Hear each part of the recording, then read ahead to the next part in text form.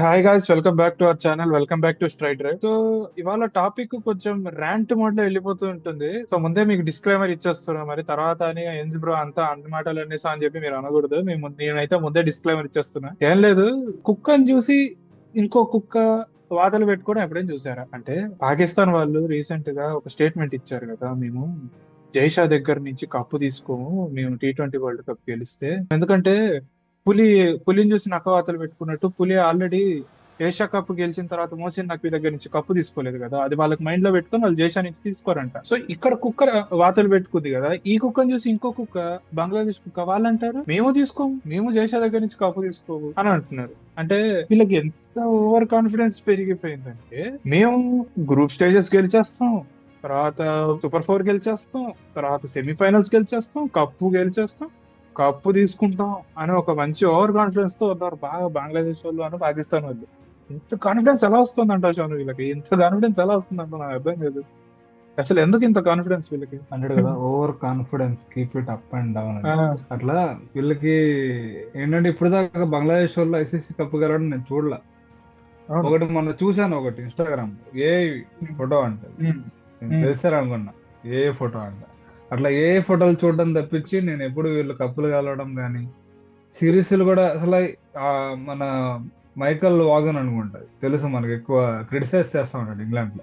అవును, అవును. అదేమన్నాడు తెలుసా, బంగ్లాదేశ్ ని ఉమ్, నేను టీం కింద కన్సిడర్ చేయనని చెప్పాడు. ఒక రకంగా ఎట్లా చెప్పాడంటే, కొన్ని టీంలు టెస్టులు బాగా ఆడతాయి, కొన్ని టీంలు ఆ, ఏమో T20 బాగా ఆడతాయి, కొన్ని టీంలు ఓడియా బాగా ఇలా ఒక్కొక్క టీం ఒక ప్రత్యేకత ఉంటుంది ఆడేది అట్లీస్ట్. కానీ ఈ బంగ్లాదేశ్ టీం ఏ టీం ఆడదు అసలు, వీళ్ళు క్రికెట్ ఆడరు అని చెప్పేసాడు. సో నిజమే కదా సార్, అట్లాంటి వాళ్ళు నిజమే కదా. అట్లాంటి వాళ్ళు కప్పులు గెలిచే దాని గురించి దాని గురించి మాట్లాడి నేను తీసుకోమని దాకా వచ్చారంటే వాళ్ళకి, నాకు చెప్తే అసలు క్రికెట్ ఆడకూడదు. వాళ్ళు కూడా అదే డిసిషన్ లో ఉన్నట్టున్నారు, ఆడకూడదు మనం ఈ సంవత్సరం అన్నట్టు T20 వరల్డ్ కప్. అండ్ అవును. ఇదంతా అసలు ఈ చెత్త మొత్తం ఎందుకు మొదలైందంటే, ఆ ముస్తఫిజుర్ రెహమాన్ తీసుకోవడం, దాన్ని బ్యాన్ చేయడం, ఆడకూడదని చెప్పేసి అక్కడ మన వాళ్ళు రియాక్ట్ అవ్వడం, ఇక్కడ ఇదంతా కాదు, మొదలైంది. దీనికంటే ముందు కొన్ని స్టేట్మెంట్ వదిలేరా ఆ ప్లేయర్లు, నీకు అర్థం కావట్లే. అక్కడ ప్లేయర్లు నజ్ముల్ షాంటా అని ప్లేయర్ ఉన్నాడు కదా, ఆడంటాడు, శాంతం. We act if nothing affects us, that we're fully professional cricketers, you guys also understand that we're acting, it's not easy అంట. అంటే ఎవరు యాక్ట్ మేము చేయమన్నాడు వీడిని? అసలు అసలు ఎవరు యాక్ట్ చేయమన్నాడు నిన్ను? నీకు ఎందుకు ఎఫెక్ట్ అవ్వలేదు? ఇప్పుడు అంతమంది క్రికెటర్లు ఉన్నప్పుడు నిన్ను అసలు ఎవడు యాక్ట్ చేయమన్నాడు? నాకు తెలిసి వీళ్ళు full time actors part time cricketers part time అనుకుంటా. క్రికెట్ యాక్ట్ కరెక్టే. నథింగ్ ఎఫెక్ట్ అన్నట్టు. అసలు నీది ఐపీఎల్ లో పేరు కూడా ఎప్పుడు వినలేదు నేను. ఎప్పుడో ఒకసారి ఎప్పుడో బంగ్లాదేశ్ లో ఆడుతున్నట్టు ఇప్పుడు విన్నాను తప్పించి. కెప్టెన్ అసలు చెప్పాలంటే కెప్టెన్ మనోడు, ఒక్కొక్క మ్యాచ్ ఆడతాడు, ఒక్కొక్క మ్యాచ్ ఆడు. కాదు, సరే నువ్వు అన్నావు కదా ఇదంతా ఎక్కడ స్టార్ట్ అయిందంటే ముస్తఫిజుర్ రెహమాన్ దగ్గర అని. ఆడిని ఐపీఎల్ నుంచి తీసేశారు. పోరా బాబు, ఇంటికెళ్ళి ఆడుకో, మాతో అవసరం లేదు అన్నాడు. బాగా హర్ట్ అయిపోయినట్టున్నాడు, బాగా హార్ట్ కి తీసుకున్నట్టున్నాడు. అనదర్ స్టేట్మెంట్ పాస్ చేశాడు, అన్న I think the పిఎస్ఎల్ is better than IPL and playing in the IPL gives money, but playing in పిఎస్ఎల్ gives quality cricket and I will choose quality over money any day. Quality కాదు, cricket అంట. అట్లాంటప్పుడు నువ్వు ఎందుకు register చేసావు IPL లో? నీకు అంత quality కావాలన్నప్పుడు నువ్వు ఎందుకు అక్కడ ఆ, రిజిస్టర్ చేయలేదు? ఇక్కడ వచ్చి ఎందుకు అదేగా. చేసావు రిజిస్టర్? నువ్వు నీ ప్లేస్ లో ఇంకోటి ఎవరికైనా వచ్చేది బాబు.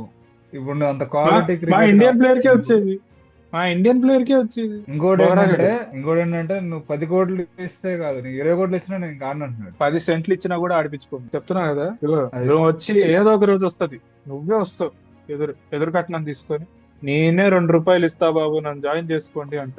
అయినా కూడా జాయిన్ చేసుకో. నువ్వు ఎంత చెప్పు, నీకంటే మంచి బౌలర్లు లేరా మా దగ్గర? చెప్తున్నా, నీకంటే మంచి బౌలర్లు లేరా? మాకు ఫారెన్ స్లాట్ లో ఏ దిక్కు లేక నిన్ను తీసుకుంటున్నారు తప్ప, కేకేఆర్ అండ్ సిఎస్కే వాళ్ళు.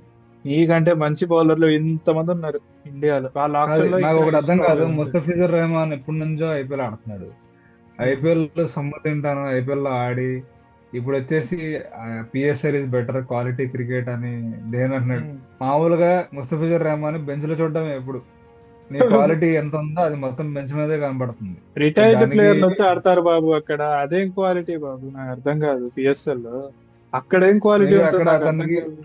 నాకు తెలిసి అతనికి అక్కడ ఈజీ ఉండద్దేమో వికెట్ తీయడానికి, అందుకే దాని సరే. క్వాలిటీ అనుకుంటున్నట్టున్నాడు. అండ్ ఆ, దీనికి తగినట్టే అసలు ఈ గొడవ మొత్తం మొదలైంది ఇక్కడ నుంచే. బంగ్లాదేశ్ వాళ్ళు వాళ్ళ బోర్డు వచ్చేసి, మేము ఇంకా ఆడము దీనివల్ల, మీరు ఇట్లా చేశారు కాబట్టి అని చెప్పేసి చెప్పేశారు. దీనికి అదే ఐసీసీ ఇండియా. కూడా స్టేట్మెంట్ కింద మేము సరే మీరు ఆడకపోతే అది మీ నష్టం, అది పాయింట్స్ ఉమ్. ఫార్ఫెక్ట్ చేసి వెళ్ళిపోండి అని చెప్పేశారు. ప్లేస్ మార్చడం అవ్వదు ఇండియాలో, అదే మీరు అదే ఫార్ఫెక్ట్ చేసేస్తే కనుక మీరు వెళ్ళిపోవచ్చు అని చెప్పారు. వాళ్ళు డిసిజన్ చెప్పారు. డిసిజన్ ఇంకా పెండింగ్ లో ఉంది. పెండింగ్ లేదు, తొక్కలేదు.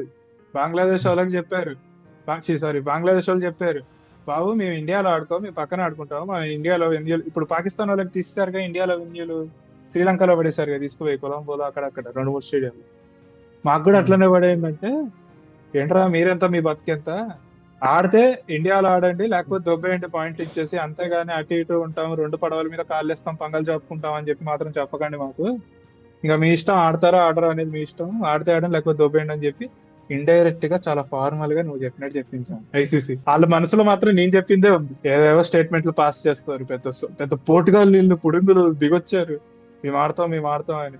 అదే కబడ్డీ కబడ్డీ అని ఒక సినిమా ఉంటుంది, అందులో పిచ్చోడు ఇంతే, నేను ఆల్తా నేను ఆల్తా అని చెప్పి తిరుగుతూ ఉంటాడు కబడ్డీ పిచ్చోడ్లాగా. అట్లానే వీళ్ళు కూడా, నేను ఐసీసీ టోర్నమెంట్ ఆల్తా, నేను ఐపీఎల్ ఆల్తా ఆల్తా అంటూ ఉంటాడు బంగ్లాదేశ్ వాళ్ళు. పాకిస్తాన్ వాళ్ళనైనా కొద్ది గొప్ప సీరియస్ తీసుకుంటారేమో కానీ ఇండియా వాళ్ళు వీళ్ళైతే ఎంటర్ అంతే. ఇది అంటే వీళ్ళ ఇది గురించి ఎక్కువ చెప్పుకోవడానికి లేదు, కానీ వీళ్ళ మీద ఎక్కువ చెప్పుకోవడం లేదు, కానీ వీళ్ళు చెప్పే ఫన్నీ ఉంటాయి. ఆ అవును, ఫన్నీ అన్ని కూడా మన స్ట్రైట్ డ్రైవర్స్ అందరు తెలియాలి ఇలాంటివన్నీ అని. స్పైసీ టాపిక్స్ అంతే. మనకు కూడా. సో అప్పుడు ఏంటంటే ఇప్పుడు వీళ్ళ పర్ఫార్మెన్స్ మనం గుర్తు తెచ్చుకోవాలి. ఇప్పుడు ఈ అవును. మ్యాచెస్ అనేవి మనకు చాలా ఇంపార్టెంట్. ఇండియా బంగ్లాదేశ్ మ్యాచ్ పెడితే కనుక తప్పకుండా సీరియస్ గా చూడండి, ఎందుకంటే ఈ ఉమ్. స్టేట్మెంట్స్ అన్ని మనకు తెలిస్తేనే ఇప్పుడు ఆ మ్యాచ్ లో మనకి ఇంట్రెస్ట్ ఇంకా బాగా వస్తుంది. మజా వస్తుంది, వీళ్ళు ఇలా మజా అన్నారు, వస్తుంది. మనం ఇంకా ఆడాలి అని చెప్పి తెలుస్తుంది. నార్మల్ గా ఆడే తెలియకుండా ఉంటే కనుక నార్మల్ మ్యాచ్ అయిపోయినట్టు అయిపోయింది. సో బంగ్లాదేశ్ అండ్ పాకిస్తాన్ ఈసారి ఏదైతే T20 వరల్డ్ కప్ మ్యాచెస్ అవుతాయో అవి చాలా అవి చాలా సీరియస్ ఇంట్రెస్టింగ్ అండ్ అయిపోయి. Fiery fiery and serious matches అవుతాయి ఈసారి. ఉమ్. సో ఉమ్. ఈ విరాట్ కోహ్లీ అండ్ రోహిత్ శర్మ లేకపోయినా అప్పటికి కూడా ఏదైనా మ్యాచెస్ బాగా లో అవుతాయి. సీరియస్నెస్ కానీ ఇంట్రెస్టింగ్ ఏదైనా అవుతాయంటే ఈ 2 మ్యాచ్లు. So that's it guys.